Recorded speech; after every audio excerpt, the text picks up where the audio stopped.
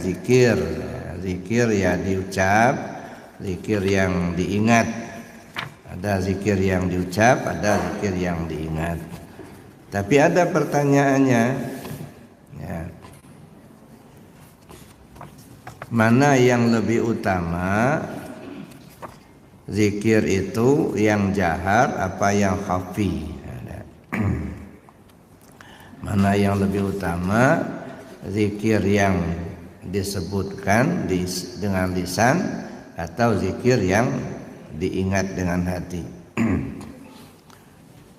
Bapak Ibu yang saya hormati, kalau kita memperhatikan pendapat-pendapat para ulama, zikir yang disebut itu lebih utama bagi orang yang baru, ya, yang baru belajar.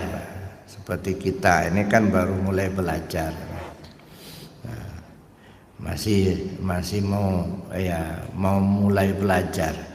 Bagi yang mubtadi, yang baru belajar, lebih utama zikir jaharnya, ya, lebih utama untuk zikir jaharnya. Di sini fa inna syekha Abu Mawahib Asyazili itu mengatakan ikhtalafu ayyuhuma afdalud dzikri. Mereka berbeda pendapat mana zikir yang lebih afdal, sirran atau jaharan. Zikir yang disirkan di dalam hati atau yang dijaharkan atau yang disebut dengan lisan. Walladzi aqulu bihi, ya, walladzi aqulu bihi anna dzikra jaran afdalu liman ghalabat alaihi al-quwah min ahlil bidayah.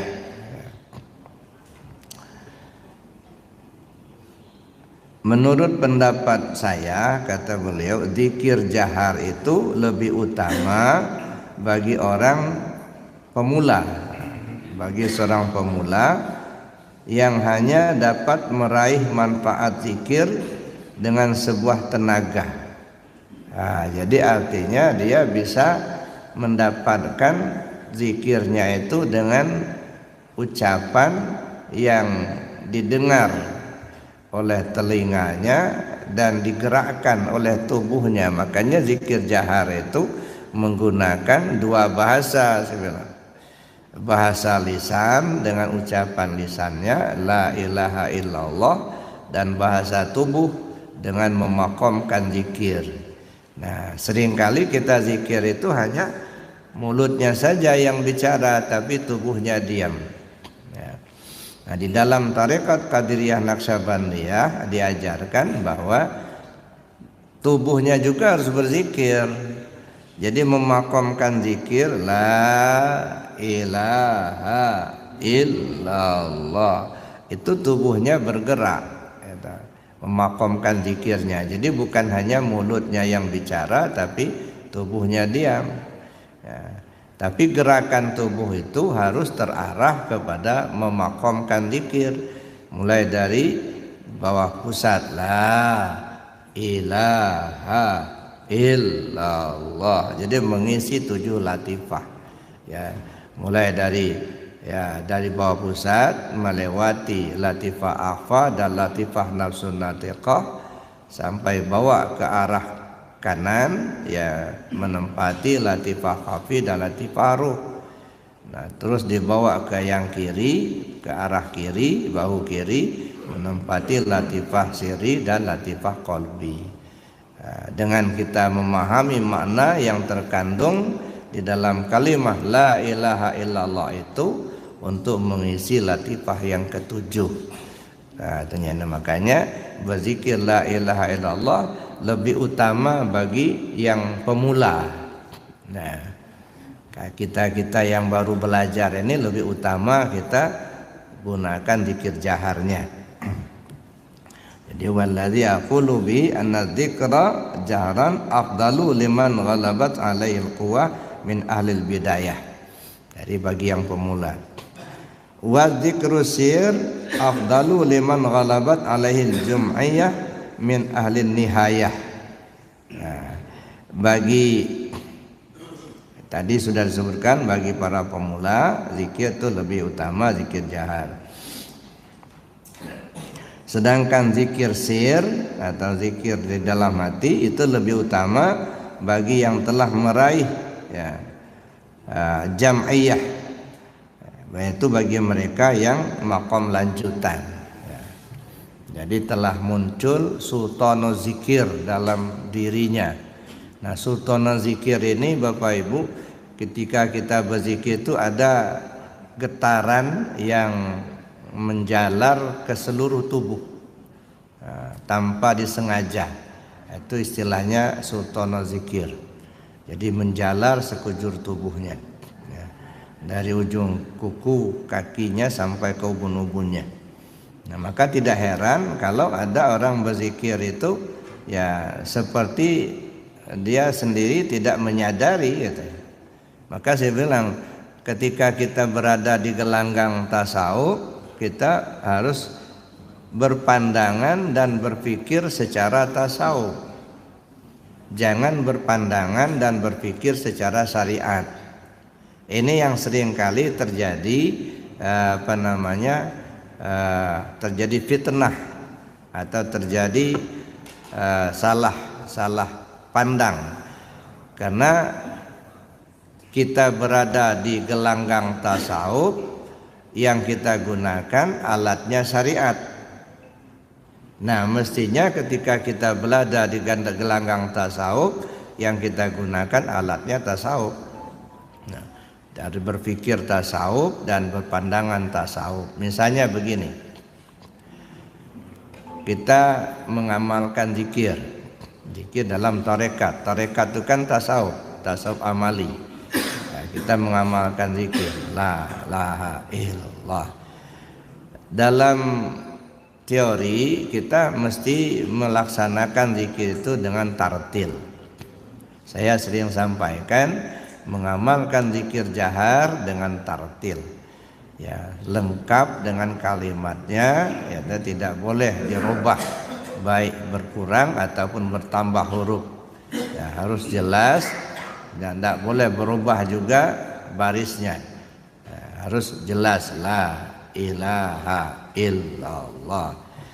Tapi kadang-kadang ya begitu menghayati, ada di antaranya begitu menghayati zikir sampai-sampai dia menangis atau meki gitu ya. Bahkan mungkin dia fana, dalam artian mungkin dia meki mengguling gitu ya. Nah, bagaimana kita memandang orang seperti ini? Ya. Kalau kita memandang dengan kacamata syariat, nah mungkin kita akan mengatakan hal-hal yang tidak bagus. Masa zikirnya meki-meki, masa zikirnya guling-guling. Nah, ini namanya kacamata syariat. Karena yang kita lihat tuh orangnya berguling-guling. Yang kita dengar orangnya meki-meki, itu kacamata syariat. Nah, disinilah timbul fitnah. Ada ngapain orang zikir kok meki-meki, Tuhan tuh nggak tuli kan gitu kan. Ngapain zikir kok guling-guling gitu. Nah, ini namanya kita memandang dengan kacamata syariat. Nah, kalau kita pandang dengan kacamata syariat, disinilah seringkali terjadi perbedaan pandangan atau jadi fitnah. Nah, sekarang kita coba dengan memandang dengan kacamata hakikat. Kita berada di mana ini? Di gelanggang tasawuf. Ya, orang lagi berzikir. Nah, ketika kita menggunakan pandangan secara hakikat, kita tidak melihat orangnya meki-meki, tak mendengar itu. Kita tidak melihat orangnya berguling-guling, enggak. Yang kita lihat Allah memperagakan af'alnya lewat hambanya. Nah, Allah yang kita lihat. Ya, Allah memperagakan af'alnya lewat hamba. Nah, kenapa Allah peragakan af'alnya itu? Boleh jadi untuk menguji kita yang melihat. Nah, bagaimana kita memandangnya? Ya. Nah, apakah kita masih dalam pandangan syariat ataukah kita sudah mulai masuk ke pandangan hakikat. Kalau pandangan syariat ya salah. Ngapain zikirnya kok berguling-guling, ngapain zikirnya kok mekik-mekik. Nah, tapi kan dia sendiri kan kadang-kadang nggak mau dia seperti itu, nggak. Dia nggak menyadari juga seperti itu. Ya. Nah, jadi artinya kita memandangnya dengan pandangan hakikat.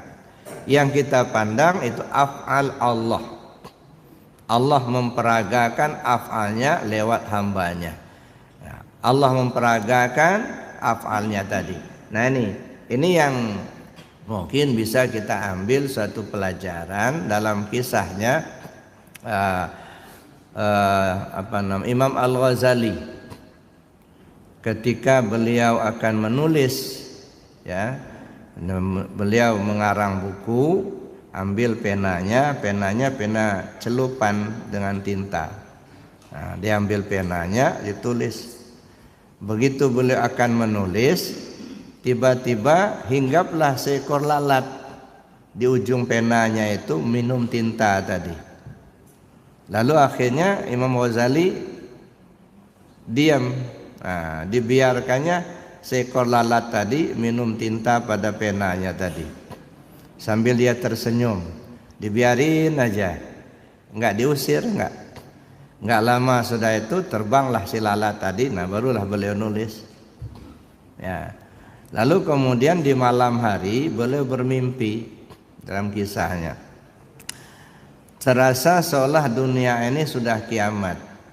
Yang ke surga yang sudah ke surga, yang ke neraka sudah ke neraka. Nah, beliau diberikan oleh Allah sebuah istana yang sangat megah, yang belum pernah dilihat mata keindahannya. Lalu beliau terkagum-kagum melihatnya. Lalu bertanya kepada Allah, ya Allah, apakah engkau memberikan ini kepadaku karena ilmuku? Bukan, kata Allah, bukan karena ilmumu. Apa karena ibadahku? Bukan karena ibadahmu. Lalu kenapa engkau berikan istana semegah ini untukku, ya Allah? Apa jawab Allah? Aku menghargai keikhlasanmu membiarkan seekor lalat yang meminum tinta pada pena yang akan kau gunakan untuk menulis. Masya Allah, Pak. Jadi bukan karena sholatnya, bukan karena ilmu, tapi keikhlasannya membiarkan seekor lalat yang meminum tinta pada pena yang akan digunakan untuk menulis. Mungkin kalau kita berpikir syariat, oh ke saya juga ikhlas benar. Berapa sih harga tinta? Ada. Hanya lalat yang minum, bukan itu persoalannya. Bukan harga tintanya, bukan minumnya itu. Imam Ghazali melihat seekor lalat itu tidak melihat secara syariat. Siapa yang menggerakkan lalat ini sampai dia hinggap ke pena itu? Dia tidak bisa bergerak kecuali dengan geraknya Allah. Siapa yang menghidupkan lalat ini? Dia tidak hidup kecuali pakai hayat Allah. Jadi yang dilihatnya adalah Allah memperagakan afalnya lewat lalat. Nah, itu pandangan ma'rifat, pandangan hakikat. Ya, kita ini kadang-kadang itu, Pak, di gelanggang tasawuf tapi berpandangan syariat, timbullah fitnah-fitnah. Ya, nggak bisa menempatkan di mana posisi syariat, di mana posisi hakikat, gitu. Sehingga timbul benturan terus begitu. Nah, jadi oleh karena itu maka kita harus menempatkan sesuatu pada tempatnya. Nanti kalau sudah selesai zikir, umpamanya enggak juga sadar, nah kita obatin, gitu. Perlu dikasih minum, gitu ya. Nah, sementara dalam zikir biarin aja. Ya. Kenapa? Karena tidak melihat orang berguling-guling, enggak. Yang kita lihat Allah memperagakan afalnya. Nah, jadi pandangan itu langsung menuju Allah. Nah, saya kira itu juga ketika kita memandang sesuatu itu, ya kalau ditujukan kepada Allah, ya insya Allah kita akan bisa